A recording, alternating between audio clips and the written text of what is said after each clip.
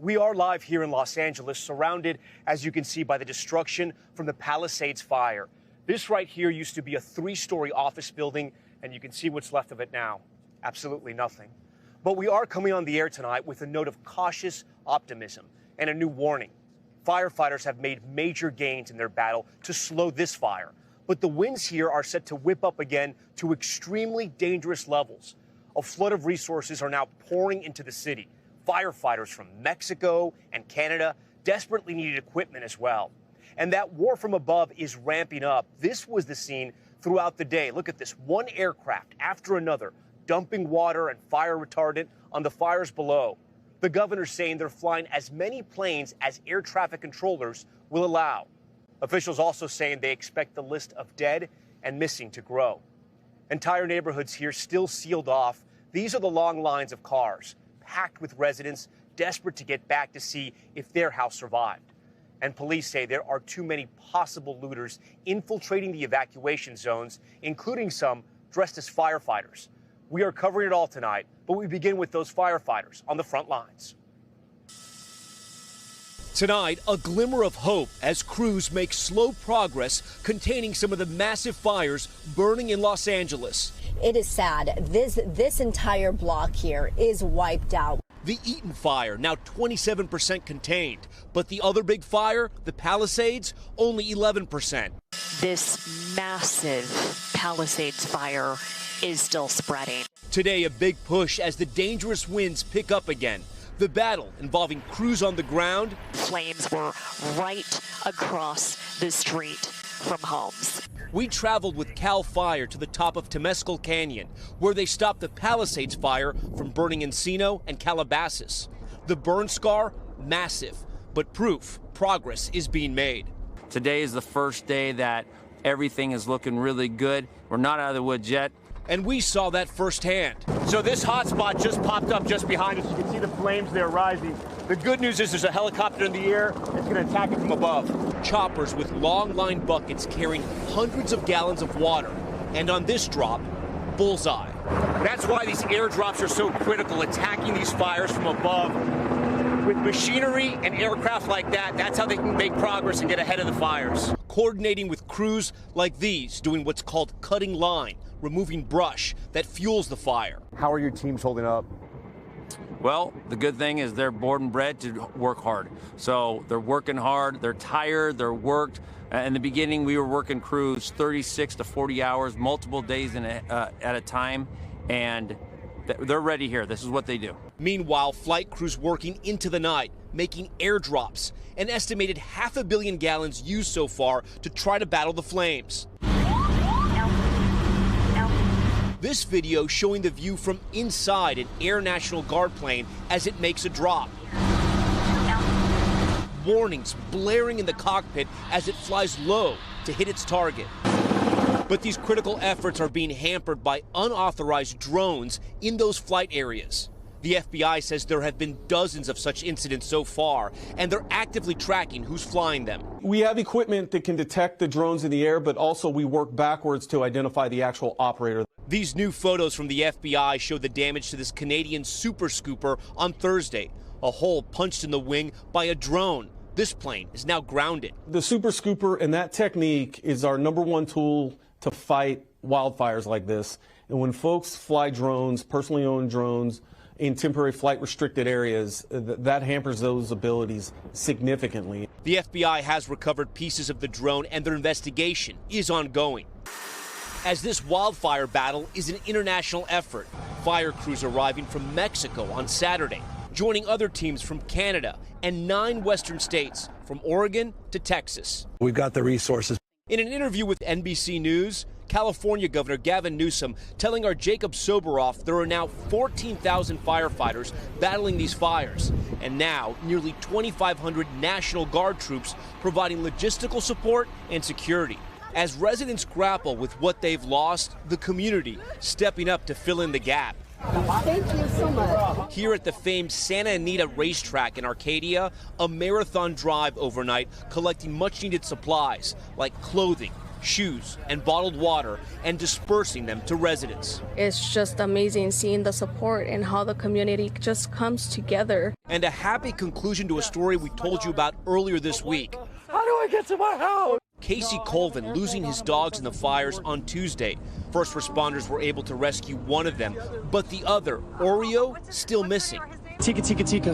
That is, until today, Casey, overcome with emotion as he was reunited with Oreo. How's the fire? Oh, honey! Oh, honey! Just one reunion giving so many others hope tonight.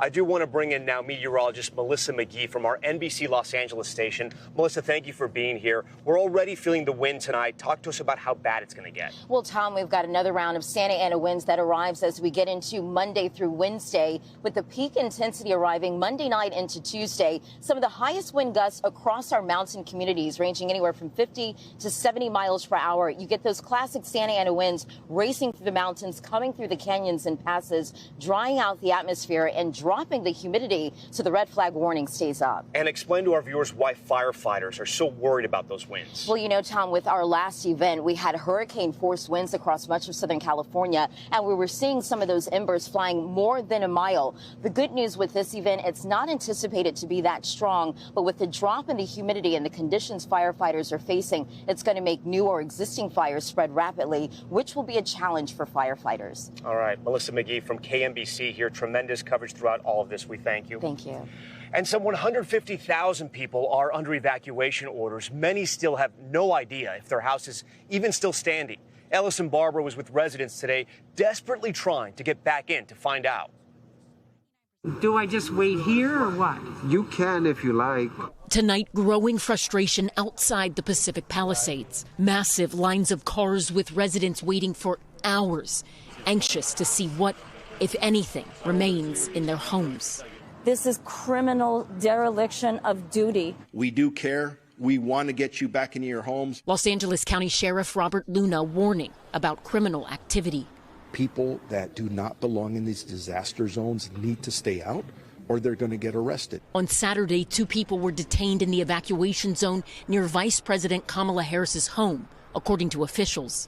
LA Fire Chief Kristen Crowley adding that it is too dangerous for many residents to go home.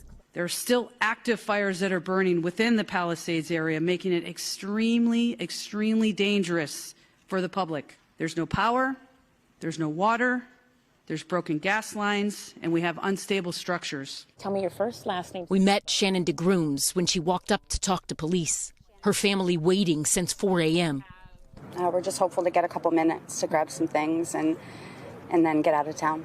She was with her fiancé, Shay Burns, and Shay's 81-year-old mother, Judy McElroy, trying to get back to their Pacific Palisades home.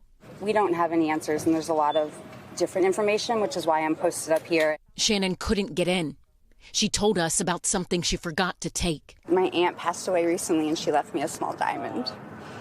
And I was saving to be able to afford to make it into a new ring. I asked for her address, hoping that if we passed her house while we were reporting, we might be able to help. A couple of hours later, we saw it. Amazingly, it's still standing, because if you look around just across the street, their neighbors, not nearly as lucky. They told us too the door was unlocked because they had to evacuate so quickly. You can smell in here, it smells of smoke. I texted asking if she needed us to get stuff. She told us they needed some medicine for Judy, things she'd left behind as they scrambled to evacuate. We couldn't find the diamond ring, but found the medical supplies. I saw these, and I know you didn't ask for these, but I saw these, and I just... Yeah. Oh, my God. I showed them videos of their home. Were the windows closed? Yeah, all the windows were closed. I was right. In the middle of chaos, a moment to help a family still looking at an uncertain tomorrow. Ellison, some powerful reporting there. Are officials offering any updates on when residents can see their homes? You know, Tom, yesterday we did see, and we spoke to residents who had been escorted by police up into their homes. But today, officers on scene, they were telling residents that their guidance comes from the fire department. Fire officials are saying right now they cannot let residents back up into the evacuated areas because it is not safe, especially, they say, as those winds are picking back up. Tom? Finally, from here in Los Angeles, the wildfires have taken away so much from thousands of residents. But for many, one thing has endured through all of it: their faith. Here's Morgan Chesky.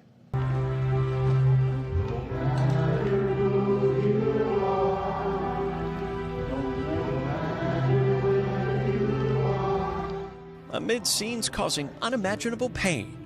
Sunday, the unmistakable sound of praise. Give him all your years of pain. LA's Montebello Congregational Church, welcoming new faces in a dark time. Overwhelming. Pastor Paul Tellstrom still processing how Altadena's community church fell to the flames in minutes. 19 members of our church lost their homes, so it's an unusual sense of camaraderie. And with nowhere else to go, his congregation was invited here. We welcome our friends from Altadena. Reverend Mitchell Young offering support to a longtime friend.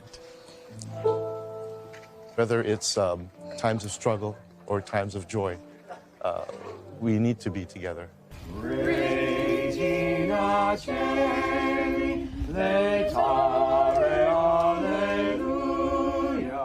The Halpin family singing hymns amongst the ruins of where their home once stood. Among the items salvaged, a small statue of the Virgin Mary. For the Altadena church family, the first step forward, presenting their beloved pastor with new clergy stoles, symbols of renewal and hope after the fire took his. What do you want them leaving the service today knowing? Don't give up. Church is not a building. We are the church. It will rise from the ashes once again. Come and fill your land. Morgan Chesky, NBC News, Los Angeles. And if you want to help, we have a list of organizations you can donate to. That's on NBCnews.com, or you can scan the QR code on your screen right now. Thanks for watching. Stay updated about breaking news and top stories on the NBC News app or follow us on social media.